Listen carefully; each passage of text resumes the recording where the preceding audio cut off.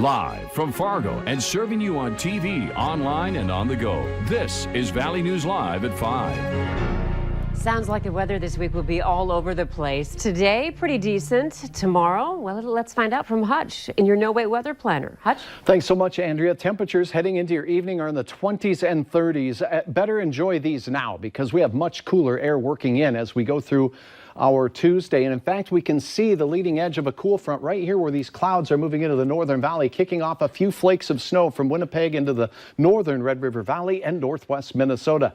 Now, these are going to continue to drift to the south and east as we go through the evening hours. The best chance of some snowflakes tonight will be in our northern counties, but we will not be immune from them here in the southern valley as well. Temperatures this evening here in the FM area will be in the low 20s. We'll have a few high clouds here as you can see on our time lapse with the sun setting behind it there. Now take a look at this. Grand Forks temperatures will nosedive into the low 20s from your near 30-degree readings. Now, wind will be a little breezy as we go through the overnight hours as well. Now, this wind, Andrea, is going to usher in some much cooler air. Tuesday is going to be very chilly compared to the recent temperatures that we have, the coldest of the air this week coming for midweek. I'll have all the details on that here in just a moment. That cold air does it every time. It's coming. Yeah, thanks, Hutch. You bet. Poor ice conditions are keeping one Minnesota company busy this season as they help recover vehicles and equipment that have fallen through the ice. Valley News Team's crime and safety reporter Bailey Hurley talked with rescuers today who say those waiting for improved ice quality might be waiting all winter. With 53 years of diving under his belt, along with over 30 years of salvage rescues, Gary Thompson has seen it all. I've recovered a 95,000-pound excavator. I've recovered a semi-tractor trailer, caterpillars, you name it. We've done it all the way down to finding rings. And it's been a busy season, starting the first 4 days of the year off with 4 separate recoveries. Because we didn't have much ice, it flooded, and then whatever ice is made after that is on top is worthless. Thompson says clear ice is best, adding he keeps his pickup off the lakes unless there's 2 to 3 feet of ice. I'm not discouraging people going out fishing, but take your time and be safe about it. Minnesota statute says vehicles and equipment must be recovered within 30 days of it going through the ice, but the time frame can be extended for various circumstances. There is no such thing as safe ice. Trust me, there's nothing that makes it safe. Thompson says if you're driving out on the lake, to check the ice every few feet to make sure it's safe to continue, and also says to never go out alone. It's always a gamble. And if I see somebody that's driving fast on the lake, I won't go that same way because they're making the ice weak. But if you're hoping this week's cold snap will improve the ice by the weekend, Thompson says that's not going to happen anytime soon. Not with all the snow we got on there. You're going to have to get cold down to 15 below in order to really make ice now. In Detroit Lakes, Bailey Hurley, Valley News Live. If your vehicle goes through the ice, you can find Tri-State Diving on Facebook, or you can give them a call, 218-847-4868. Fargo police say one man is being evaluated after he allegedly threatened to shoot people at a Fargo Cashwise grocery store. Police say they were called to the Cashwise off of 33rd Street South this afternoon on a report of a man who was threatening to shoot people. Officers detained the man and say they didn't find a weapon on him. He was taken to a hospital for a mental health evaluation. 2 13-year-old boys are now in jail after a fire at a Minnesota Walmart. Emergency crews responded around 3 Sunday afternoon to an active fire at the Walmart Supercenter in Hutchinson, Minnesota. Police say the fire was started in the men's clothing department, but they were able to contain it. They figured out it was deliberately set and identified 2 13-year-old boys on store surveillance cameras and then arrested them. The damage is estimated to be between $1 million and $2 million.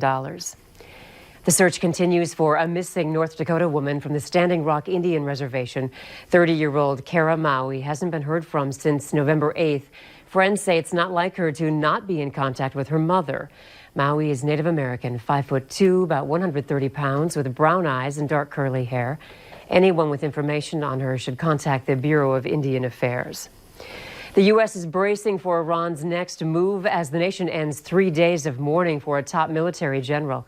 An estimated 1 million people filled the streets of Tehran today for a public funeral procession calling for revenge. Natalie Brand reports from the White House.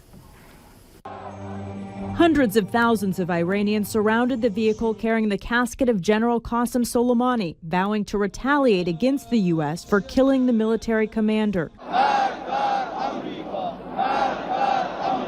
With the period of mourning for Soleimani ending, a U.S. defense official tells CBS News the next 24 to 36 hours could reveal whether Iran intends to make good on its threats. The Iranian leadership needs to understand that attacking Americans is not cost-free. Over the weekend, Iran took another step to pull back from the international agreement to limit its nuclear program. President Trump shot back on Twitter saying Iran will never have a nuclear weapon, after warning the U.S. could hit Iranian cultural sites if Iran attacks.